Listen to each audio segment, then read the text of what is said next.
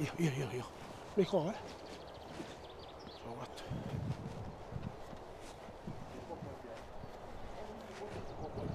Iyo.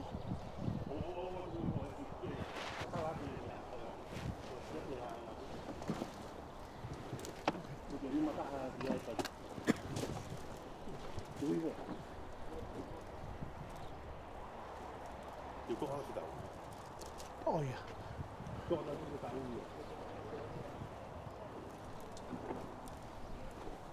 Okay. Hang lagi he ko faita fan. No ko ba na ono pila ta to. Tahu tu.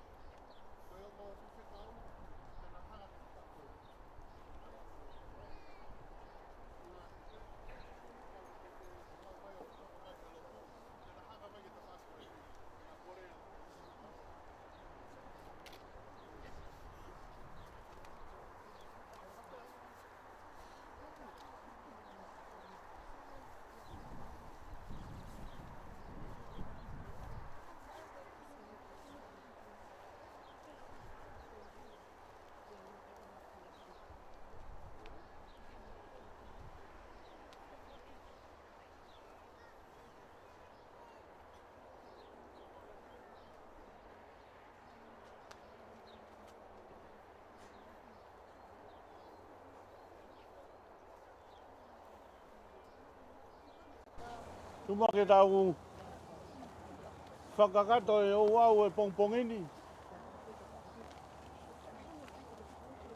Aki ha tau lotu. Ke tau lotu. O whora mai a eiki, ko sisu. Ko ape ko toi tuu, pe moi mo ui.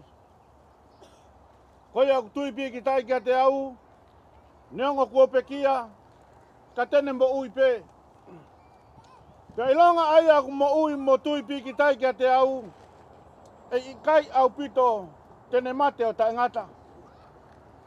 He ko ilo mo ui haku koeri. Pea tene tu mai e funga o efu ki mui. Pea hiri hoku kiri mo aunga pehe. Ka koi ai pe hakakano te umamata kia eloha. Aia te umamata ki ai o kune kau mo au.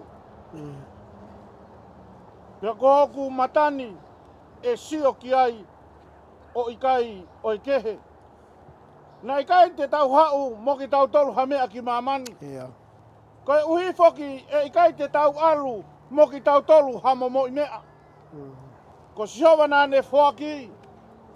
Ko sihowa ko ne toi to'o atu.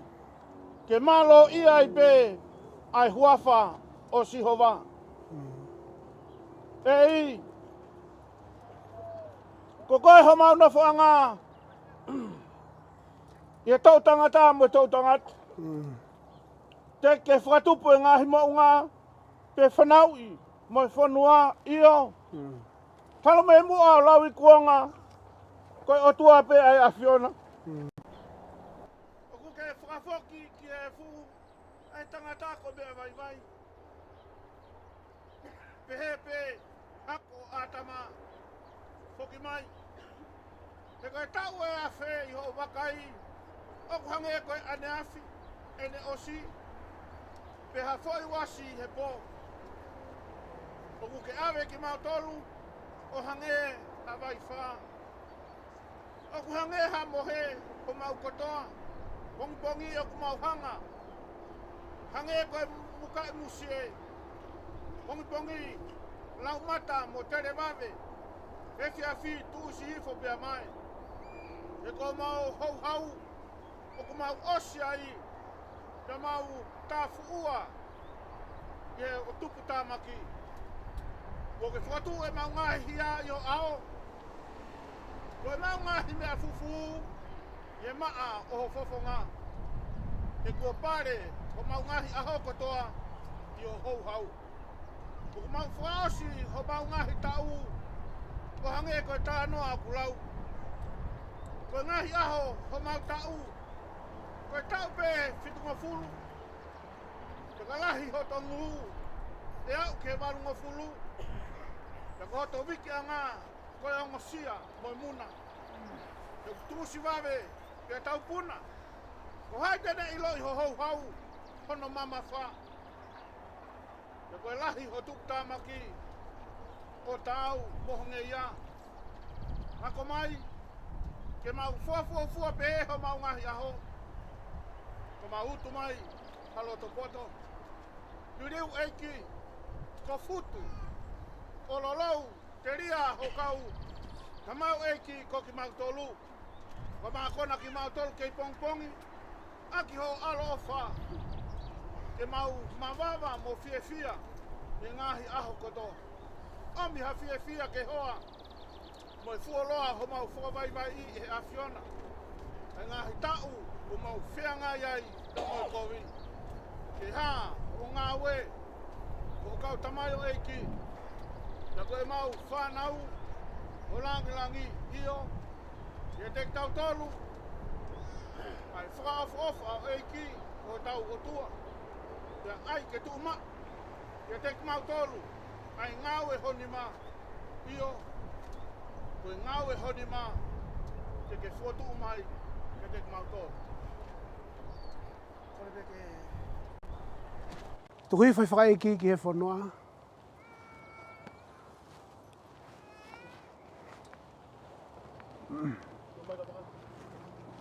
Mai toko ono. Ono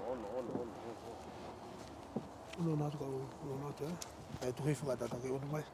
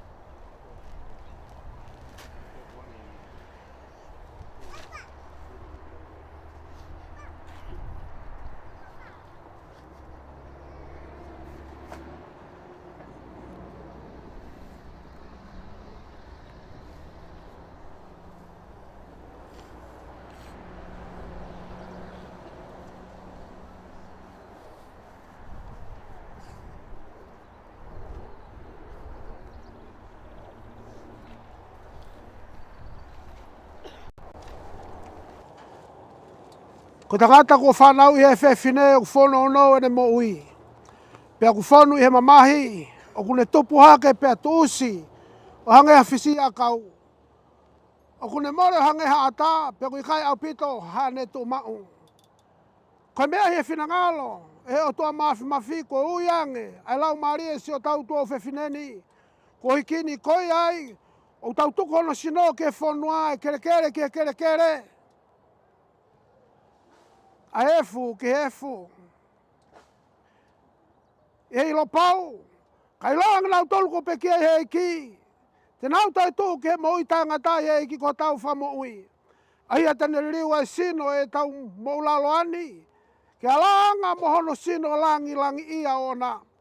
Ne o ngoi hare o mehe langina pe he mai. Tohi hiri ene monu ia o pekia. A pekia i he monu ia eiki.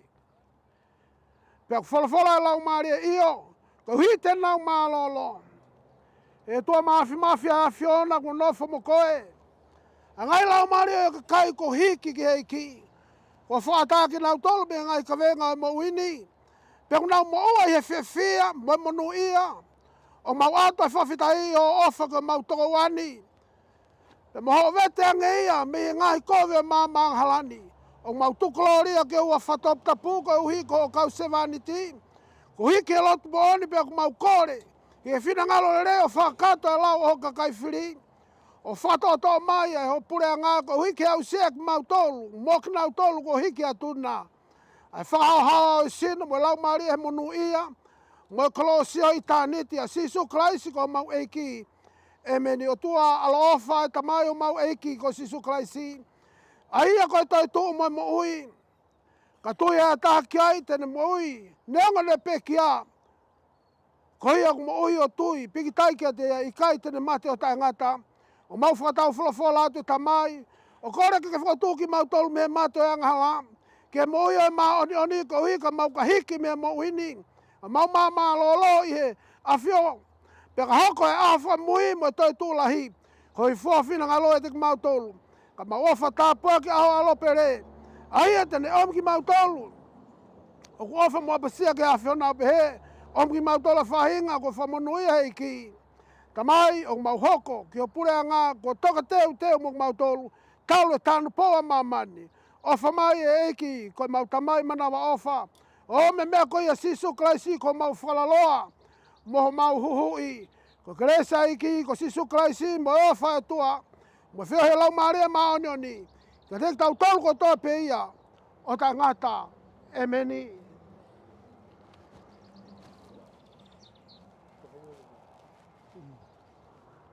Ai matala kau ke mamata ka e kau te mo pau. Amada ka ka hu kai atai me.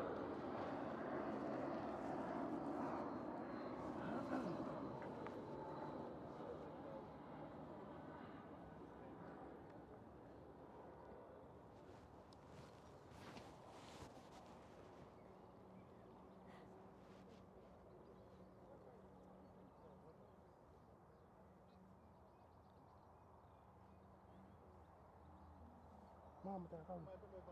Kita kau.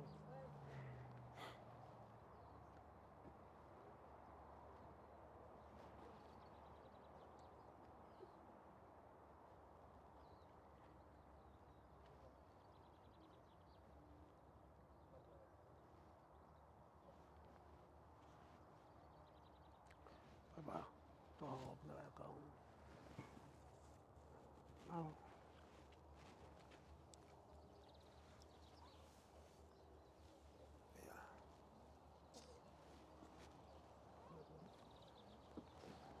Seri aloa.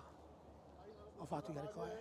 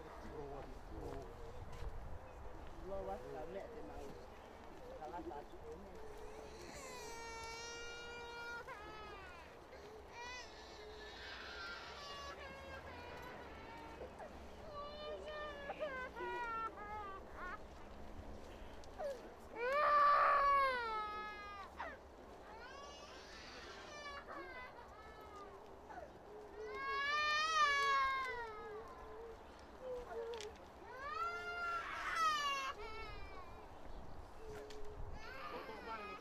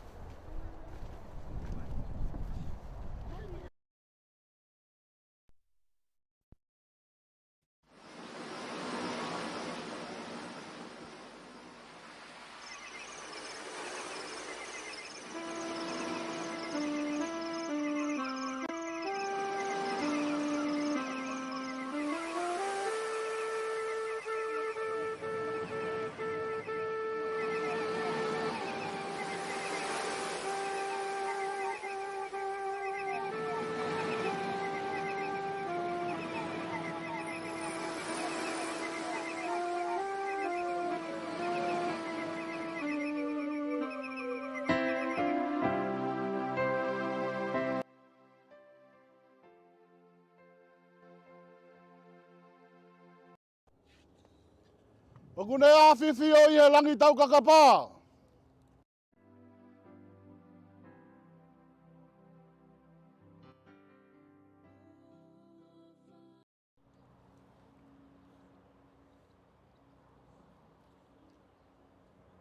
Whakatapu atu ke whanau.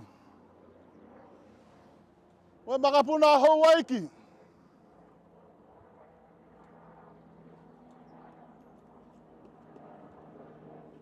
Whakatapu atu ke hongo taula aiki. Oe whakaolunga a tonga.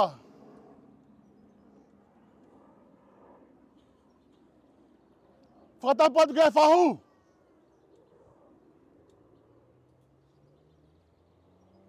Whakatulou he ke tahina ko resi e ri.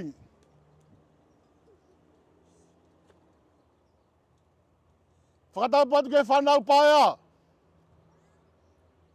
Ke whangamonga puna.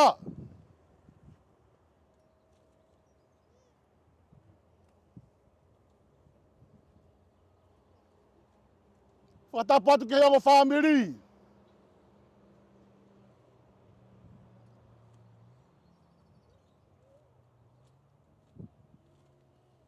Whakatapu atu ki hao matapure. Hou aiki whare whaa.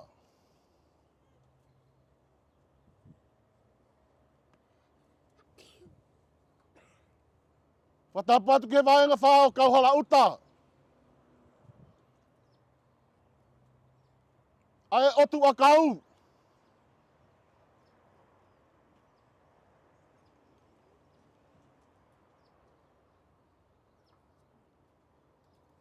Whakatapu atu ke apitapuni.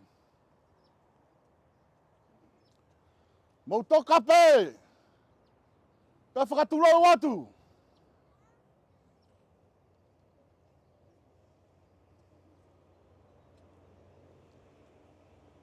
Whakatapu atu ke whaao mana whaa. Atuk mai a ki whainga maari e. E whakahoko ato ki whatongi e whakaosi ko eni.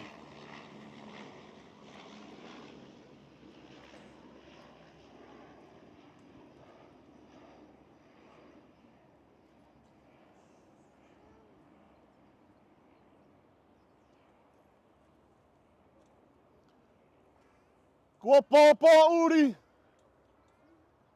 Ai api tupu a ka siu mo heu.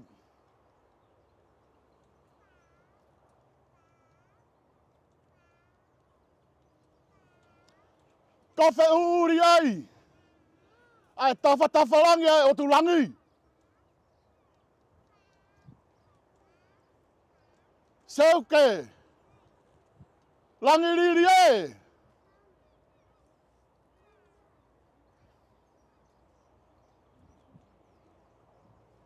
Ke tue noa pe. He kua kere a resi e ria i Nuusila.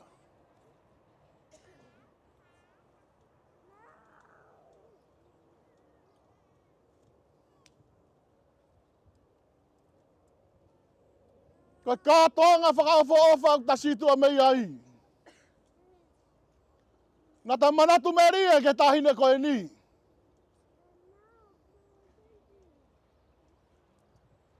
Mahino mai na iai hono kuonga. Mahino mai hono ulu ngā.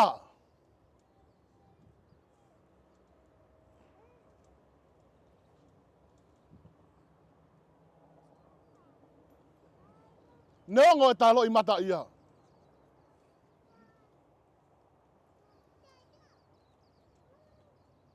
Ko alaha. Hono tala noa i. Ta pore. He ongo e whewhine koe ni.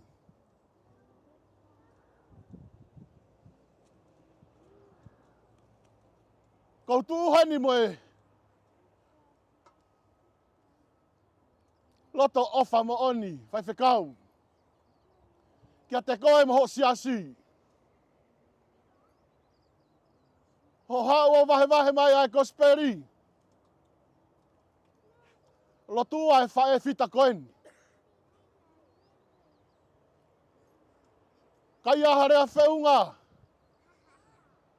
Ke ato whakamalo. Whakatataua mo e lotu rerei na ke hau mo ia. Ko o whātu ki e whahu. Ke pehe ke whanau pae a. Ai ke oua e meremo ai ahoni ho manatu.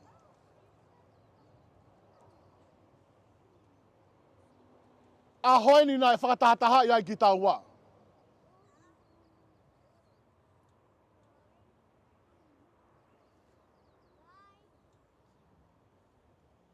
Fusi mai ai whamiri ke toi wao fiange. He koe mea peia u ta ilo i. He fu mamao. Ai no fo. Te mau peke tau toi whio fo whani ange. O whātu ke kainga o whakatoa pe.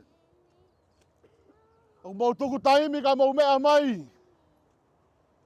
Koe whakaheke heka e whae fita koe ni. Whatauange ke kei whai tāpe kina ki mou tolu he eiki. Haivi u toi lahi ange. Ngahi whatongia u hanga mai he kaha u. Kua osi. Kua lava. Kua ne toka ia i hono whanua malu. Pea kua malu ia.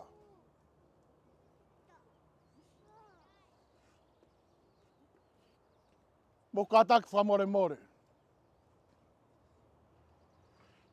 Ko tau osi pehe aho ni.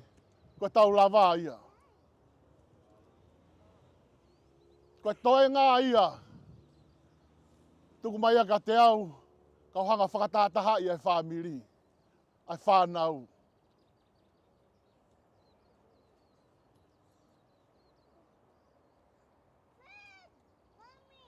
Ko a pongi pongi. Mo kātaki. Mo o takitaha ngā wei ha whai maha mo whamiri. Mana tui mau pe koe whanua muri eni. Pea mua mau pe whamiri he mea kotoa. Ka mau toki mea ato whakakato ho mo whatongia ko mo whamiri. Ka tuku mai toi ngā ka te au, ka pehe ke whanau. Whamore mori ato pana ia harea toki tua. Pe mahe hei. Kore peke hufanga he talamalo e whanua. Rewa e maranga kau tau. Tu mai kau tangata.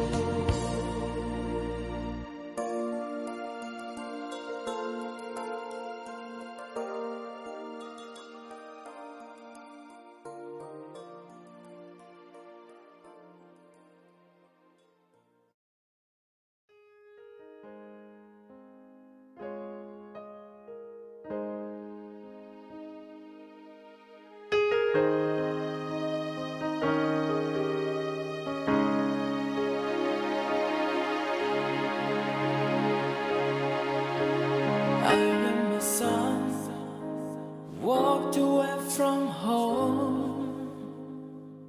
I got my portion, but I want to spend it all. I see my father standing by the door.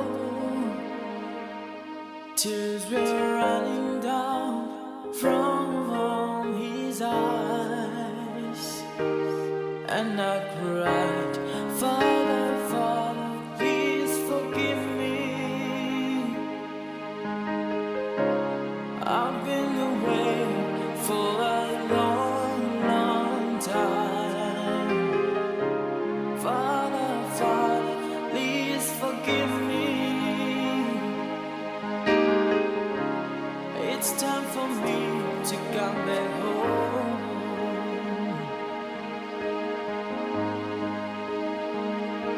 Ko for her, hey mama, o may api. Muli ako loa, pero mo uwi mo mahi. Manatuki api, kihe ofa mo masani. Teu tu uleva, ofa kihe eku tamai. Ala tamai, tamai, ko awani. Wo fucking man, ki hota api. Faka mole mole, tamai. Wo fai hala ki helani.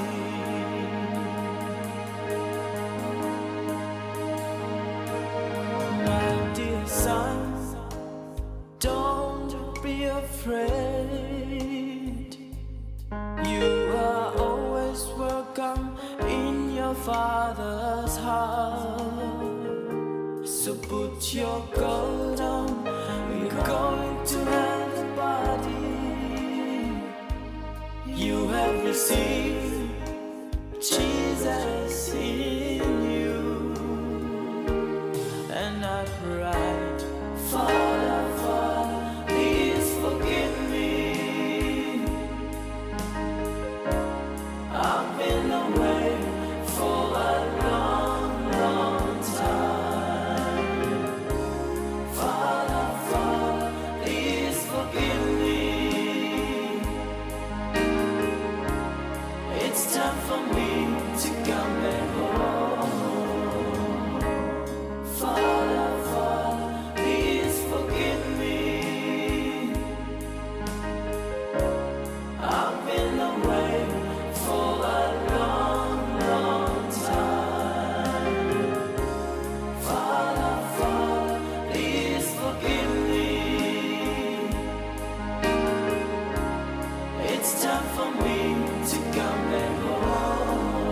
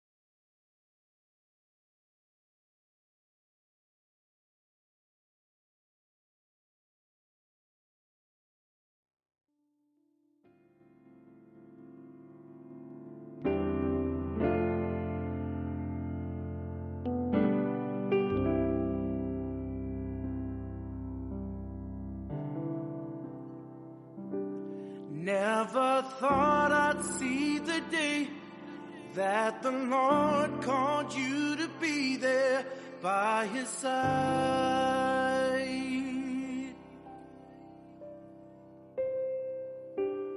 I can't remember a day when you weren't around. You were always there.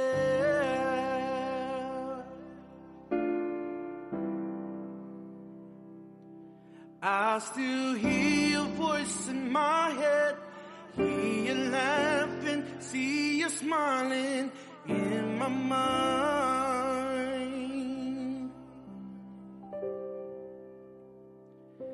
And if I had the chance again, I would tell you that I love you one last time.